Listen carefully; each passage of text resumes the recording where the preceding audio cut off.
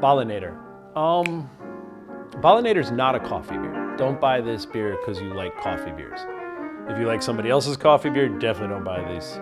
If you like our coffee beers, still don't think it's going to be like them.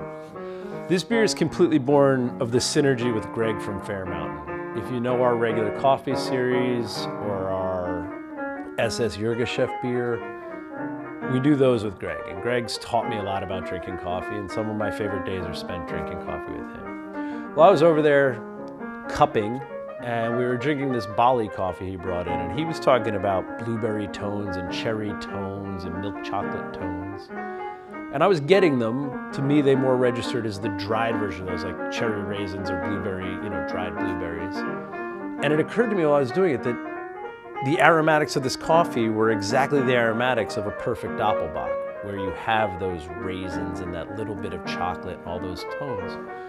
So I got fired up to make Balinator, and what we did as an experiment was we took all the hop additions out, except the bare minimum one the government makes you have to be a beer, and we switched out. So green Bali beans are at the top of the boil, where bittering hops would go, and roasted Bali beans are at the end of the boil, where aromatic hops would go, and cold brewed Bali is added as a dry hop.